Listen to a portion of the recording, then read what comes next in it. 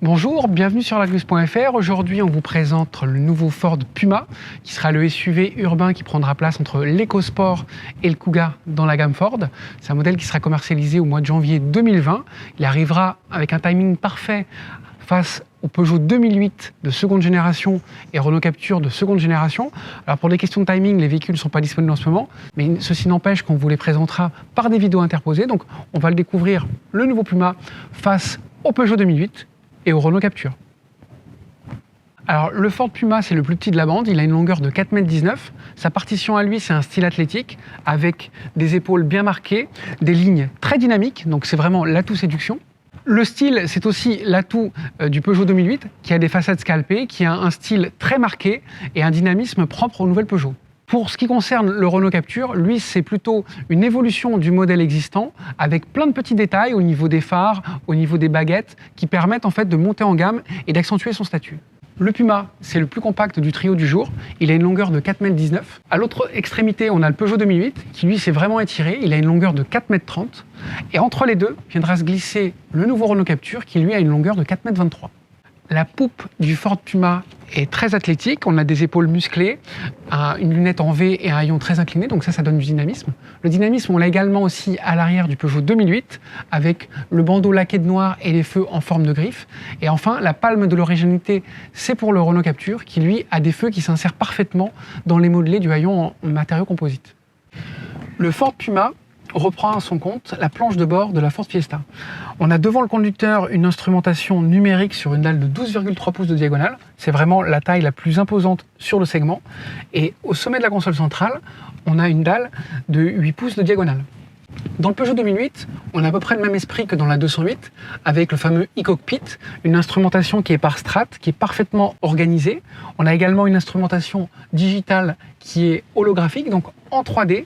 Et puis on a également les fameuses touches qui permettent d'avoir un contrôle immédiat aux fonctions, donc une très bonne ergonomie. Dans le Renault Captur, on a aussi une inspiration qui est proche de celle de la Renault Clio, avec une belle présentation. On a également des capacités de personnalisation qui sont très développées, avec des touches de couleurs. Et puis aussi une instrumentation qui est digitale, mais uniquement sur le haut de gamme. Et ce qui est surtout intéressant, c'est l'écran tactile qui est de format vertical, avec le système EasyLink. Le Ford Puma, c'est le plus petit des trois, le plus compact et celui qui a le style le plus racé. Donc évidemment, ça se paye en termes d'habitabilité, qui est un peu plus restreinte en termes de garde au toit et en termes d'accessibilité. En revanche, son point positif, c'est de proposer un pavillon vitré au-dessus des places arrière. Et ça, c'est quelque chose de rare. À l'opposé, on a le Peugeot 2008 qui a une longueur de 4,30 m, le plus imposant des trois, celui qui offre la meilleure habitabilité. Le seul point négatif, c'est qu'il a une ceinture de caisse qui est ascendante et qui limitera la visibilité latérale. Entre les deux, on a le Renault Captur, donc une longueur de 4,23 m. Son atout à lui, c'est une banquette coulissante qui permettra de choisir entre habitabilité ou volume de coffre selon les besoins. Le Ford Puma, c'est le champion de la catégorie avec une capacité de chargement de 456 litres. Il a une plage arrière qui est solidaire du haillon, ça c'est pratique. Un double fond et puis également sous le plancher du coffre, la Megabox. C'est un logement qui permet de mettre des objets sales, qui peut se nettoyer au jet et qui a un bouchon de vidange. Contrairement aux apparences, le Peugeot 2008 qui est le plus grand du segment, c'est pas celui qui a le plus grand coffre parce qu'il a une capacité de 434 litres.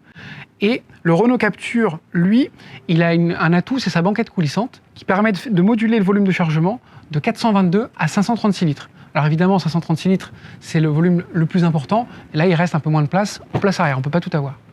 Les motorisations du nouveau Ford Puma s'articuleront autour de deux blocs essence de 125 et 155 chevaux qui seront tous les deux déclinés en version mild hybride, autrement dit hybridation légère. Et en diesel, il y aura une motorisation TDCi de 120 chevaux. Par la suite, on attend une éventuelle version ST qui fait 220 chevaux, mais elle n'a pas été officialisée. Le Peugeot 2008 disposera de 3 motorisations essence de 100, 130 et 155 chevaux. Il y aura également 2 diesels de 100 et 130 chevaux. Et puis surtout une version électrique Peugeot i2008 d'une puissance de 136 chevaux et d'une autonomie de 330 km selon le cycle WLTP. Pour le Renault Captur, il y aura 3 motorisations essence de 100, 130 et 155 chevaux, donc une offre également comparable à celle du 2008. Et en diesel, il y aura un moteur de 95 et un moteur de 115 chevaux. En 2020, on attendra aussi une version hybride rechargeable qui sera organisée autour de la version essence de 130 chevaux. Le Ford Puma prendra son premier bain de foule lors du salon de Francfort au mois de septembre. À cette occasion, on connaîtra les tarifs et l'articulation de la gamme. Malheureusement, les concurrents français ne feront pas le déplacement à Francfort, c'est dommage. Et puis, tous les trois sont commercialisés début 2020. Il y aura également à cette occasion les essais, ce qui permettront de les départager d'un point de vue dynamique. Entre-temps, on reste en contact sur les réseaux sociaux, notre page Facebook et notre chaîne YouTube. On vous donne rendez-vous très bientôt sur l'Argus.fr. Sans transition, je reçois dans ce vol de nuit un peu particulier Arnaud Fonsègue pour son ouvrage Le Ford Puma au milieu des cougars et autres bestiaires. Alors Arnaud Fonsègue, parlez-nous un petit peu de ce livre.